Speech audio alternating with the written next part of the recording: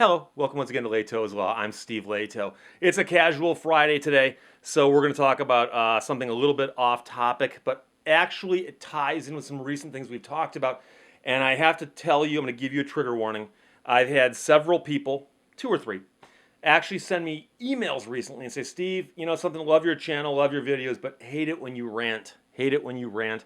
And I've been accused of ranting recently on two different topics. One was when I was ranting about the restaurant and the frozen lasagna. And the other one was when I was complaining about fireworks and how I think the laws in Michigan don't make any sense. And I blame that on politicians. And I had someone complain and say, Steve, you were ranting, and I don't like it when you rant. So I'm giving you the trigger warning right now. I'm going to rant because what I'm going to talk about right now is a bad neighbor. So this is a casual Friday. We're going to talk a little bit off topic, but I think you're going to enjoy the story. Since I went to law school and graduated, I've lived in 7 different places, 7 different homes that I've lived in. And a few years ago, I bought a house. And after buying the house and going through the whole closing process, I actually got a piece of paper along with everything else that actually showed where the property was. And the house is on a corner. And I've mentioned this house before when I talked about Milo and Wolfie. It's the house where I acquired them. And so I had this piece of paper that showed where the property was, and of course it's on a corner, so it's no difficult task to discern where the front of the house yard ends because there's a curb there, and I actually owned underneath the street, but there's an easement, another story altogether. And then of course on the other side there's another street, and same thing.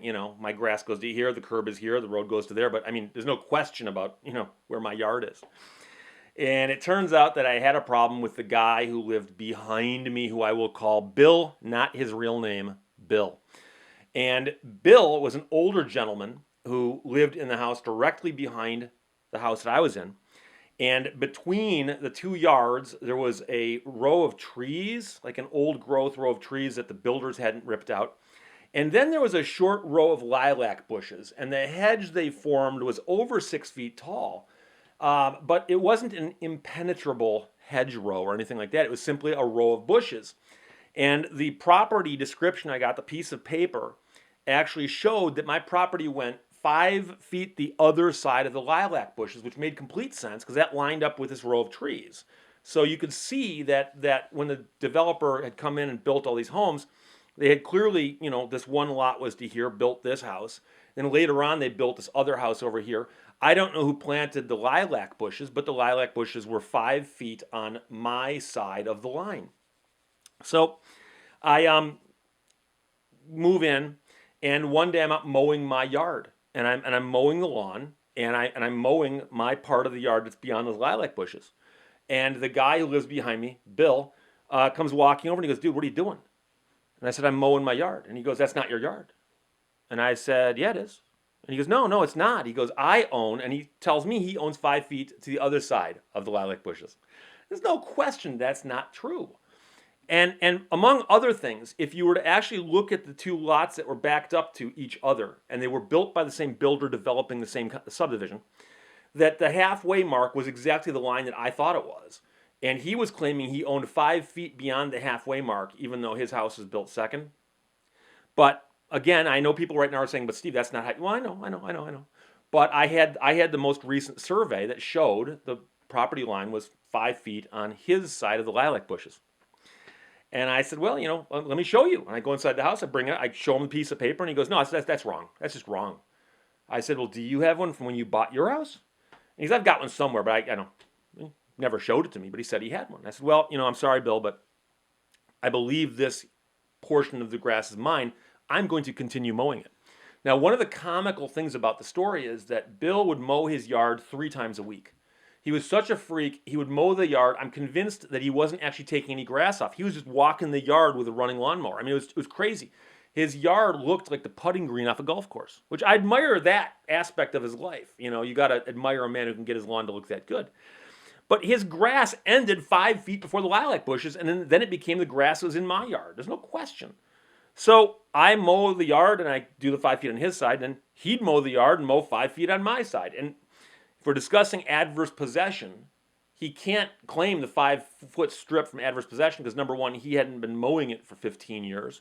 But number two, mowing it by itself is not enough because the second I go out and mow it, it's no longer a continuous use by him. So sure enough, next time he mows his yard, I'm sitting in my room. I've got a big TV room, and I've got a big TV in it, and I can look out through the big windows in the back of my house, and I can see this idiot mowing my yard. And he's mowing my yard. And he can see me that I'm watching him, and then sure enough, I go back and mow his yard, and I can see him inside glaring at me. And this is a little game of something you see almost in a cartoon. But we had talked about this, and he just refused to believe it. So I think I mentioned before at one point in time I owned an army truck. For the guys in the military, it's a deuce and a half. For those of you who don't know, it's a 2.5-ton M35A2. It's a very, very large truck. And I bought this truck, and I cleaned it up, and I repainted it 4-color camo. And it would fit in my garage if I parked it just right. So a lot of times it was in my garage, but sometimes it'd be in my driveway if I was working on it. And I got it plated as a truck. You're allowed to do that in Michigan. You don't have to put a commercial plate on it. You don't have to put a military or a historic plate on it, nothing like that. You can literally get these things plated as just a regular passenger vehicle. And I got plates for it that showed it as a regular passenger vehicle. So one day I'm out in my yard working on my truck, and a police car pulls up. And the officer gets out and walks over and he goes, "Hey, how you doing?" "Pretty good. How you doing, man?" He goes, "Pretty good." And he goes, "What's up with the truck?" Something to that effect. And I go, "What do you mean?" And he goes, "I got a complaint about your truck." And I go, "What's the complaint?" And he goes, "Somebody said that you've got a commercial vehicle parked in your driveway." And I said, "Really?" And he goes, "Yeah." And I said, "Come over here." Now, remember, I'm working on my vehicle, so I'm wearing shorts and a t-shirt. I'm not wearing a suit and a tie. And we walk around the back of the truck, and I go, "Do you see the license plate?" And he goes, "Yeah." I go, "Trust me for a second, that license plate belongs in that truck." I go, "Is that a commercial plate?" He goes, "No." I go, "So what does that lead you to believe?" He goes, "Well, it's not a commercial vehicle." And I said, "Very good." Pull my wallet out, give him my card, and I hand him the registration, and I show him. I said, "This vehicle is a legally plated, regular passenger vehicle. It might be larger than somebody might like to call a truck, but it is still, in fact, a legally plated truck." And by the way, some townships and cities actually have rules against leaving unplated vehicles in your yard or your driveway. I don't know if this city that I'm talking about now had that, and it doesn't matter because the vehicle was plated and I drove it all the time. And I go, "But let me guess, Bill called." And he goes, "Well, I'm not supposed to tell you who called." I go, No, I know who it was because I'm friends with my other neighbors. The only neighbor I've got trouble with is Bill." And I pointed and I go, "And Bill lives right there." And he leans over and he goes, "Yeah, it was." I said, "Well, I hope you're okay." And the cop goes, No, that's okay." He goes, "But he goes, don't. I'm sure you understand my point of view." He goes, "I have to stop and at least check." I said, No. I'm not mad at you. I'm mad at Bill for wasting your time and filing, in essence, a frivolous complaint against somebody who's not doing anything wrong. So I go on about my life, continuing mowing my lawn. Bill keeps mowing my lawn. I had the most mowed lawn in that city because he mowed it 3 times a week. I mowed it once a week. And I'm at home one day. The mail comes. I open up the mail, and there's a letter in there from the city. And it says, "Dear homeowner, we've gotten a complaint that your home is now abandoned. If you've abandoned your home, you need to make sure it is secure, that it does not become a hazard. You're still going to have to mow the lawn, and you might want to take steps to either sell it or get someone else into it or do something, but we cannot have blighted properties in our neighborhoods." And they attached a copy of the blighted property statute to the letter. So I take the letter to work the next day, and I call the people who wrote me the letter. And I said, "I'm just curious." I said, "Did you go out and look at the house described in this letter?" And they said, No. They go, "We just simply send that letter as a matter of routine whenever we get a phone call." I said, "Well, here's the deal." I said, "I'm an attorney. I work during the day, and I get up in the morning, I drive to work, and then I come home in the evening, and then I make dinner and mow my lawn and do things around the house, and then I sleep at night where I'm in the house sleeping all night, and the next morning I get up and I go back to work and I rinse, lather, repeat." But that's the deal. I go, "But the house isn't abandoned. Why would the house be abandoned if that's true?" And she goes, "That's strange." And I said, No, it's not strange. I'll tell you. I go, "Bill sent you the letter, didn't he?" And she goes, "Well, I can't tell you who sent the letter." And I go, ma'am, here's the problem. I've got a crazy neighbor. He's called the police on me about my vehicles. He's now calling you guys about my house. I go, drive by my house. It's one of the most well maintained, cleanest looking houses in the neighborhood. And I live there. The house is not abandoned. There's nothing that would lead anyone to think the house is abandoned, except there's an idiot stewing away in his living room trying to think of what he can do to bother me because he knows I'm an attorney and he can't do anything directly to me, so he's trying to mess with other people somehow getting involved. I go, so I'm letting you know, I know it was Bill. And the woman goes, well, it was. And the reason, I actually said to her, I said, Bill lives it, and I gave her the address. And she goes, that was. And I go, can you make a note in the file? First of all, I'm inviting you right now. Will you come by my house and take a look so I can show you it's not blighted? And she goes, no, I trust you. I said, well, I'm just leaving the invitation open. Call, I'll give you a tour of the house. I'll show you the yard. It's not blighted in any way. She goes, no, and I believe you. She goes, in fact, I'm going to mark the file. If we get any complaints from Bill, we will ignore them. I said, okay. So I'm thinking to myself, this guy's out of his mind. So one day, there's a massive windstorm that goes through the area, and I come home, and I have a Chinese pear tree in my front yard. Look them up. It's a little ornamental tree. They were popular a few years ago, but the problem with them is they're brittle. And I was surprised to learn this afterwards. That the tree was there when I bought the house, but a windstorm went through and snapped this tree off at about chest height. So I come home, and this tree's busted, laying on its side in my front yard, and then there's the stump and the trunk of the tree sticking up about 4 or 5 feet. I'm looking at it going, oh my gosh, I can't believe that happened. Luckily, it didn't go into the house or hit my neighbor's house. So I call up my brother, and I say, hey, Ken, I need a help with a tree, and I know you got chainsaws. And he goes, dude, I got chainsaws, and I got a wood chipper. And I said, cool, can you help me? He goes, absolutely. So he comes up, we chainsaw the tree, and he goes, but we got to get the trunk and the stump out of the ground. And he goes, and that's the hard part.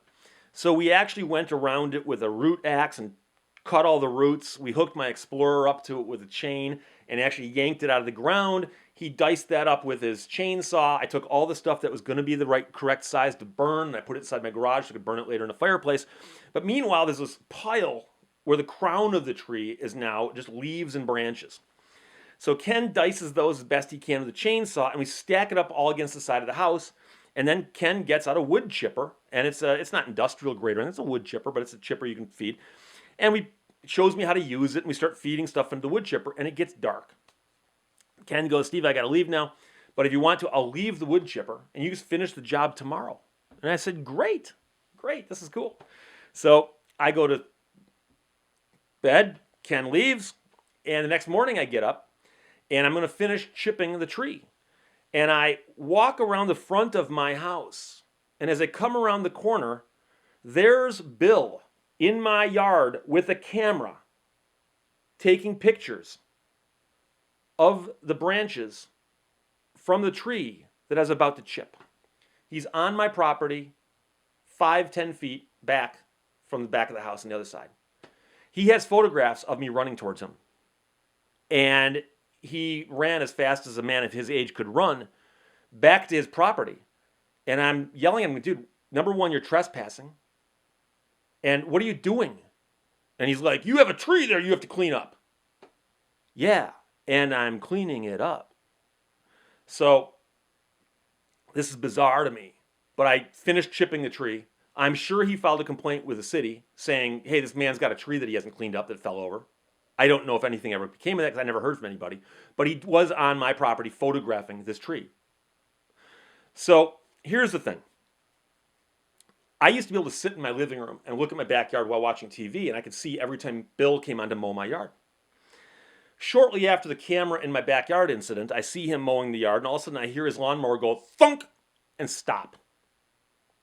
And I walk over to the window because I know this is going to be entertaining for some odd reason. And I'm watching. And he pulls the lawnmower back, and I see him bend over and look, and I see him pull out of the ground. It looks like a railroad spike, but it's longer. And somebody has painted it green. And by green, I mean very, very similar in shade to one of the 4 colors that they paint 4-color camo army trucks. And apparently, because the spike was in the ground so low, he didn't see it until he ran his lawnmower over it. And the weird thing is that the spike was actually on my side of the lawn. He was trespassing when he hit it. And the weird thing is, the reason I didn't hit it, I guess, is because I run my mower higher than he does. And so he takes the spike and he throws it into my yard. And he sees me at the window and he's yelling some obscenities at me. And I open up the back gate as if I'm, or the back window as if I'm going to go back and talk to him. I say, "Excuse me, Bill, what are you saying?" He fires up his lawnmower and he leaves. A few weeks later, he's mowing the backyard and all of a sudden, thunk! Not the exact same spot, but close. And his lawnmower dies, and I see him pull the lawnmower back, and I see him reach down, and I see him pull the spike out of the ground. And it's hard to see because it's painted green. Very similar to the color you'd find in a 4-color camo army paint scheme on a truck. And he takes it, he throws it in my yard, and he yells some obscenities. And I walk over to the window, I kind of like... And every few days after that, I see him mowing the yard. Like I said, he mows the yard 2-3 times a week. And I'd see him mowing the yard, and I see him going very, very carefully, slowly looking to make sure that there's no more, I guess, spikes or whatever they're called, in the ground. And then he'd mow the yard, nothing. Mow the yard, nothing. A few weeks later, all of a sudden, thunk! It happened again. It's the weirdest thing. And now here's the thing. I understand that ground like moves and heaves with temperature. And I think occasionally there are things that are in the ground that can get pushed up by, like, say, frost or something. I'm guessing. I don't know. I mean, I've never gone to a factory where they make spikes. I don't even know how they're made. I mean, they were rusty, so I'm guessing they were iron. But the weird thing is they were on my property, and he kept damaging them with his lawnmower.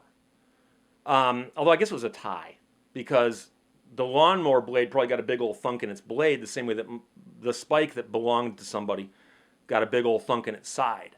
Now, I know there are probably 2 or 3 people out there who've heard this story and are going to say, "Steve, that's not funny. Somebody could have gotten hurt." All I can tell you is, number one, if somebody gets hurt trespassing on somebody else's property, they deserve it. But number two, nobody else got hurt. But let me now fast forward the story, because I moved out of that house. And I recently drove by it, and I asked myself, I wonder what's going on now with Bill and his new neighbor. And the first thing I noticed is that the guy who bought the house that I was in built this gigantic monstrosity of a Bigfoot garage in his backyard, and it's blocking Bill's view of the house. I guarantee you pissed Bill off when that got put in. But number two, the lilac bushes are gone. Gone. And 5 feet past where they were is a fence. And I guarantee you that when the new guy moved in and mowed his lawn the first time, Bill came over and yelled at him and said, "Dude, you're on my land." And the new owner looked at Bill and, not as nice as I was, said, "You think so?" Came out with a chainsaw, chopped down the lilac bushes, called up a fence company to put a fence right down that line. And I guarantee you that Bill was out yelling at the fence installers going, "Get off my property." And the fence installers go back to the owner and go, "You guys right?" "Guaranteed you're right." Boom. They put the fence in. The fence is there right now. When I saw that, I wanted to go up and knock on the door of the guy who bought the house and thank him and tell him this story, but it was laid out. I didn't feel like doing that. So that's the story of the worst neighbor I ever had. I've heard other stories about bad neighbors. I'll tell you right now, where I live, I got great neighbors. I never want to leave because I love my neighbors. Bad neighbors can change that around quite a bit. So that's my Casual Friday bad neighbor story. Bill. Bad neighbor. Questions or comments, as always, fire them below. Talk to you later. Bye-bye.